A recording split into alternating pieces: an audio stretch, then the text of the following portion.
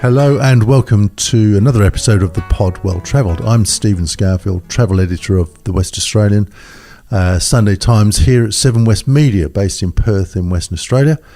And I'm with Mogens Johansen, writer and photographer, travel writer, photographer.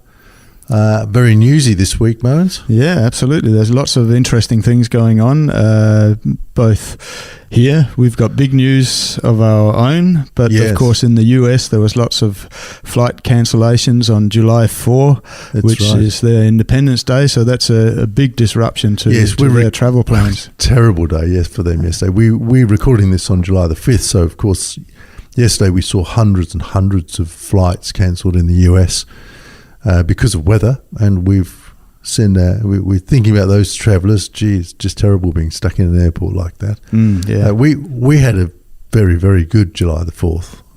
We launched our Festival of Travel, which is our inaugural festival. It's to be held at the University Club of Western Australia here in Perth, and it's on August the 19th. So that started yesterday, but we've got other air news here first before we tell you a bit more about that. Yeah, we had some news in yesterday that Indonesian sort of low-cost airline Citilink has announced that it'll restart daily flights between Perth and Denpasar in Bali, and there'll also be 3 new direct flights to Jakarta each week. So that's good news. That starts from July 19. And Citilink, they're a subsidiary of Garuda Indonesia, so they're sort of well known around the traps. It's sort of mainly a domestic airline for Indonesia, servicing all the sort of domestic routes. But it's good news that they're back flying between Perth and Indonesia. And I looked up yesterday to see what the prices of the flights were, and for example, in August, one-way flight between Perth and Bali starts from $234, and flights from Perth to Jakarta, you can get them from $198. So it's pretty good value. Yeah, it is good. It's good value, and it's interesting having them flying. Of course, the Bali flight speaks for itself. But once you connect to Jakarta as that international airport, you can join other flights. I actually flew through Jakarta to Oman once with Oman Air, because they fly into Jakarta. So it actually connects you to other networks. So I think the Jakarta flight's quite interesting as well. Yeah, and it also opens up possibilities to the rest of the Indonesian archipelago. Really, yeah, that's right. It really does. Really does. So it's quite an important announcement, I think, for West Australians. Yeah, it is. Yeah. We've also got actually a story which is going online just in a few days' time at thewest.com.au/travel, and it's in our Saturday printed travel supplement, which I might just add is the best read section of the West, which we're very happy about, in front of sport, which we're very happy about. It's always very good. Yeah, it's always very Not good. that it's a competition. No, everything's a competition. But we've got a very good story on My Airline, which is a Malaysian low-cost airline which has started up, and they're talking big. I mean, they're talking about being as big as AirAsia. We've got a very good first-hand report by our writer Marco Ferrarisi, who lives in Penang, and he's been he paid his money and flew with them. So that's an interesting report on My Airlines. Yeah, very comprehensive and practical. Yeah, it is. There'll be a bit of that at the festival. There'll be a lot of sessions. We've actually got Singapore Airlines there as a first-class partner at the festival, along with Collette Touring Company, My Cruises, My Holidays, and Imagine Holidays. So they're the first-class partners. But apart from that, I could list you, 30 or so other travel industry companies which are coming along. So the festival itself, we've got the whole University Club building for the day on August the 19th. There's a $20 ticket to come in. We're doing either morning or afternoon sessions, so when you go to book at Eventbrite, you'll find that. But the main point, I suppose, for us, Mogens sitting here, and the rest of the team, is that it's a kind of a big meet the team. So a real festival atmosphere. We've got 15 sessions ourselves that we're doing, varying from packing, carry on, to photography with Mogens, of course. So you've got some sessions you're planning. Yeah. It'll be lots of practical tips and, of course, offers for travellers who are looking for, heading overseas on some of the with some of the various tour operators that we have at the Festival of Travel. You're right, actually, and because we don't think so commercially. We're thinking about all the information and the inspiration in these sessions that we can give to people. But of course, there is that commercial side, and I know lots of people do like to come to things like this to pick up a deal, and there'll be plenty of that going on as well. Yeah, and it's a great opportunity to speak to people or experts one-on-one, about what they have to offer and so on. Yeah, that's right, because the booths will all be, we know all the people who are coming and they're fantastic. They're the people that we talk to for stories, so they're the kind of insiders that we relay their information. And of course, having the rooms there is great. Then we've got the auditorium. Tina Altieri is going to run the auditorium as MC, and there'll be big audio-visual presentations going on there, which is fantastic.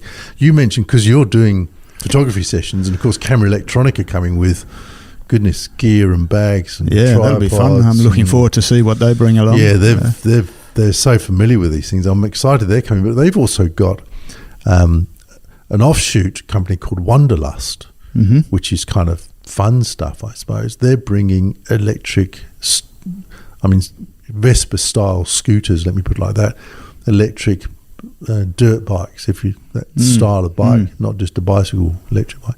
So they're bringing all sorts of gear as well. Yeah, and also, travel gear like headphones and, that kind of stuff, which is, handy tech to bring along, and some of these things you'll be able to try out, I'm sure. And the right people there to explain them and so on, so that's fantastic. So, the whole day is kind of chockers. It's going to be great. It'll be fun. We've got Grady Brand coming to talk about wildflowers. Our whole team, so Michael Ferranti,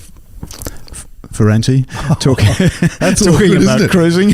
Sorry, we've just been talking about Marco Ferrarisi, and I stumbled on Michael Ferranti. I'm sorry about that. Apologies, Michael. Michael Ferranti, who's been voted Australia's best cruise writer, so I do remember who he is.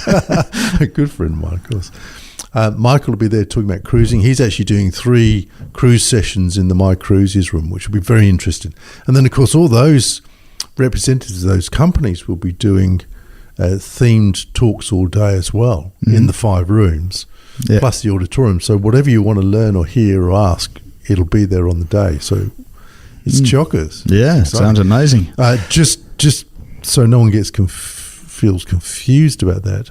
When you buy a ticket for $20, about a week before the show, we're going to send out all these kind of schedules of the talks and things, so everybody knows and thinks. I don't want them to turn up at 10:30 and go, "I wish I'd been here for 10 to this." So you'll know beforehand what's going on. Sounds like $20 very well spent. Yeah, we're also doing. I'm pretty happy because we've got Steve Richter, composer and musician, and I'm sure lots of the audience will be familiar with Steve's work with me. So we're doing a World on the Plate lunch with a kind of musical word presentation there, one of our little performances.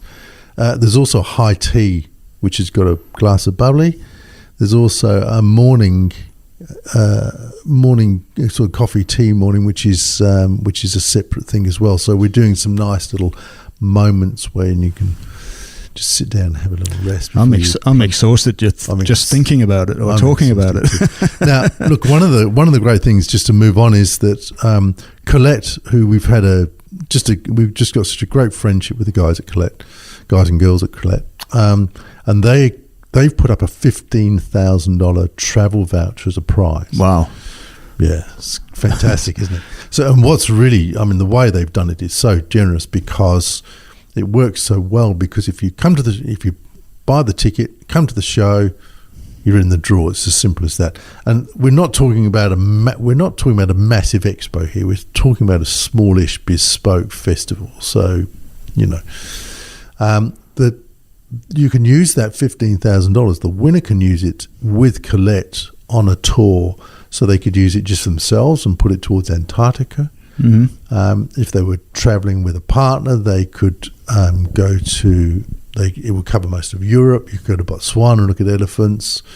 You could go to Costa Rica, including flights for 2 people. Yeah. It's amazing. It's amazing. Yeah. There's so many opportunities, isn't there? Yeah, their most popular tour out of Australia at the moment is the Cultural Treasures of Japan. So, well, not just that, but their Japan tours, but particularly that one I think is very, very good. And you could certainly go to Japan with that $15,000.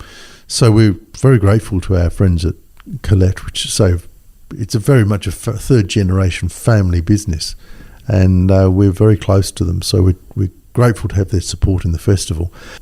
And we've actually got now a bit more about that tour in Japan, just generally how it's put together. So here's something to learn, the background to how tours are made. So I'll tell you what we'll do, Mogens. We might say goodbye now. Yeah. And then we'll just run this interview with Roger. Look forward to hearing it. Thanks. And now I'm going to welcome Roger Clulow, who is the Senior Global Contracting Manager for Collette Touring Company. We're going to be talking about Japan in depth, but we're also going to be talking specifically about their Cultural Treasures of Japan tour, which is a very interesting tour which Roger has a great connection, a great story to tell us about. So welcome, Roger. Roger, we'd like to talk generally about Japan, but specifically about the Cultural Treasures of Japan tour and your part in it. Please tell us your story, your connection to the country and to this tour in particular. Thanks, Stephen. Great to be chatting to you. So my involvement with Japan for Collette has been really for the last more than 4 years now. I'm involved with designing the actual itineraries that we operate in Japan. And then also I'm very involved with the service providers, selecting the service providers we use, the hotels, the transport companies, activities, etc. So selecting them, contracting them, getting the best deal that we can, packaging it all up, and then we obviously put that tour series on sale. Well, there's a lot of components involved in that. I'm always so interested in this because the price that a traveller pays, it's actually, it seems very small compared with the back-end work that's gone on for months and years sometimes to put that tour together, and the various components that cost in it as well. So I understand it's a very complex picture. It is indeed.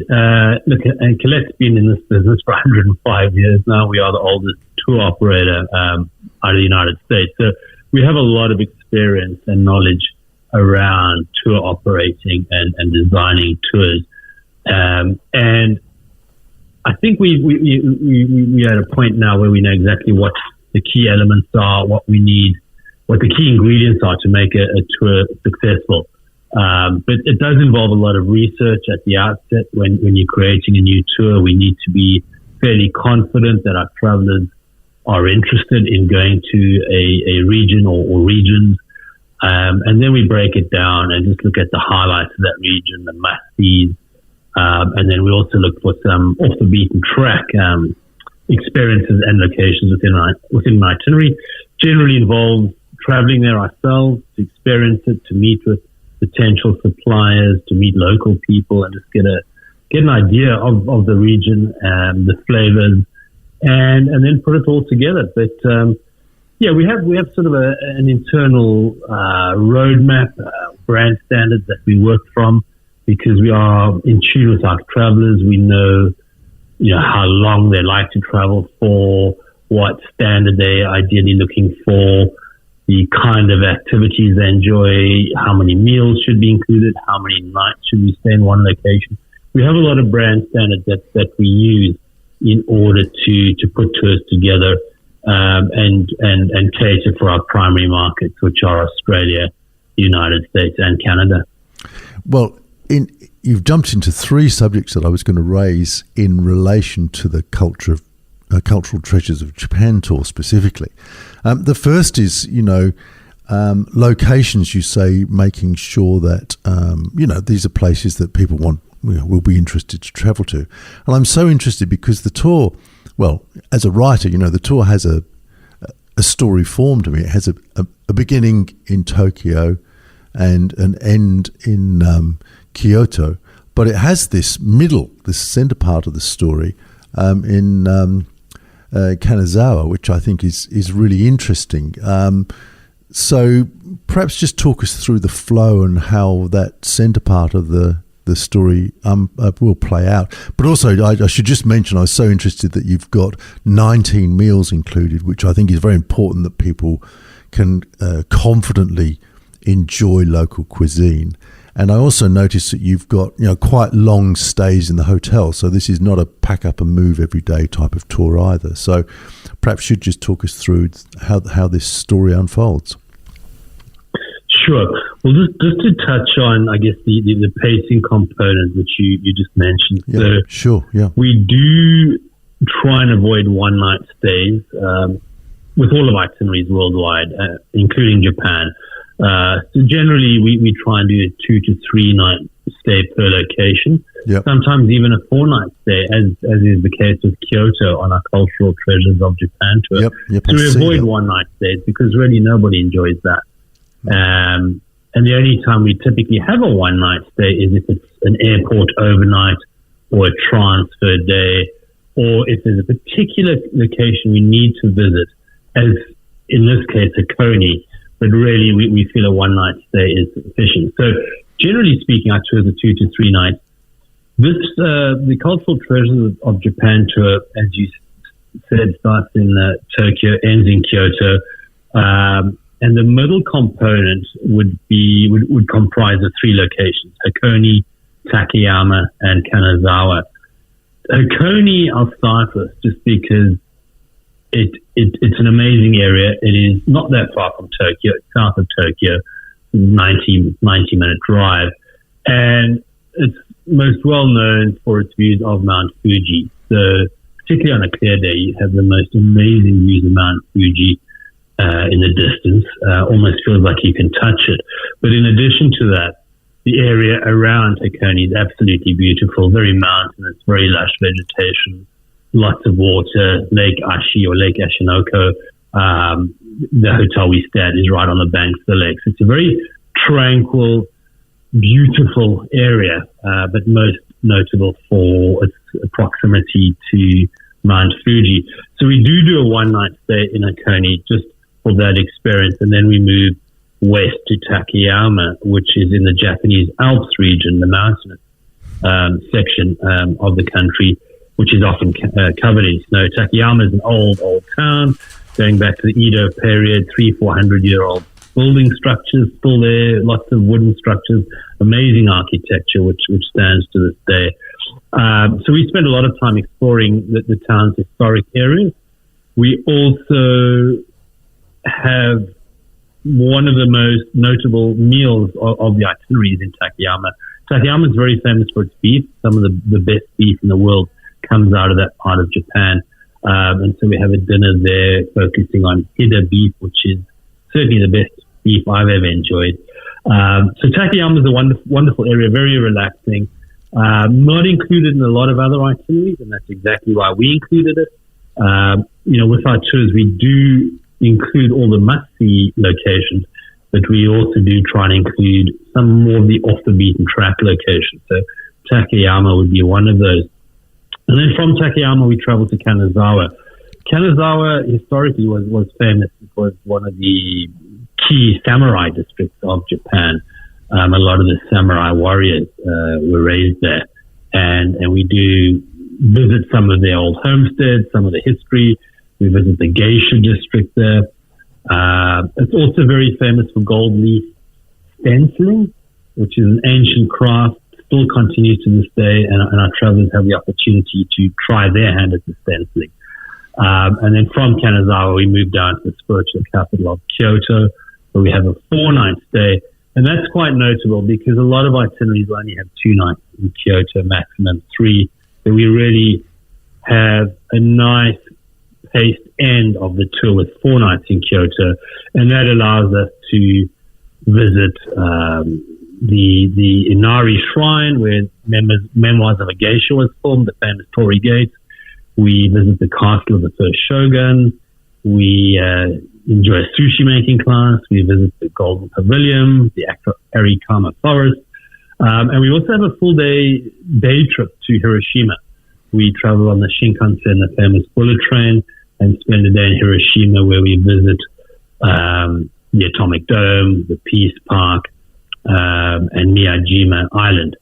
And then we finish off in Kyoto the last day with our farewell dinner, which includes a Maiko performance. Now, the Maikos are apprentice geishas, younger women training for many years to become geishas, and we have a private performance with some Maiko dancers at our farewell dinner. It's so interesting, as I say, as a writer, it's such a classic beginning and a middle and an end. And I completely see what you're saying about that centerpiece, that heart of the tour, Takayama, less visited and such an interesting, engaging sort of place. And I love this 4-night end to the tour. So I really I can really feel the flow of it. And I think that's very important for people's comfort. But also then you get to appreciate things if you're not rushed, don't you? And from your own travel there, what stands out for you, particularly in this region in Japan? Do you have any particular memories or moments that you'd like to share with us? I have to say, my favorite location in Japan, and I've been fortunate enough to travel there several times. My personal favorite location highlight, if you will, would be Hiroshima itself. It strikes you as very different to anywhere else in Japan, and at first you can't understand why it is different, but then you, of course, realize what happened there, and the fact that it is a far more modern city than most other Japanese cities, because there was nothing left after the atomic bomb was dropped there. So the architecture is different. It's a lot more modern. But what I always find with Hiroshima is it is the most calm, tranquil place I think I've ever been to. The people, the surroundings, considering what happened there, the devastation that occurred there, when you travel there now, it almost has the complete opposite effect. It is one of the most calm, relaxed places I'm fortunate to travel to. So I always enjoy going back to Hiroshima. I love the people. I do love walking around the Peace Park, and that is exactly where the bomb detonated. But it just has an air of serenity about it. So for me, Hiroshima is one of my favorite places to go to, and it's interesting when you look at a lot of different tours and itineraries to Japan. Many of them do not include Hiroshima at all, which I think is a big myth. If you're traveling to Japan, you need to go there for a number of different reasons. So that stands out for me. Kyoto also stands out for me just because it is a spiritual capital, and you can really sense that the pride the Japanese people have in the entire country, but particularly with Kyoto, you can really, really feel it. A very diverse city, very old city, so many different aspects to it. So for me, those are the two locations I think I would stand out for me personally when I travel to Japan. Yeah, look, I do agree with you. And Hiroshima, it's not exactly confusing, but it is a place, as you say, there is this contrast of your preconception, because the name is just synonymous with what happened there, and yet when you get there, it's not what you expect. As you say, it does have this tranquility to it, and it's almost, you can almost extract that to being a lesson learned, I suppose. So it is. I think it is a place that throws up a lot of thought for you, and a place that resonates afterwards with me as well. So I completely agree with you there, Roger.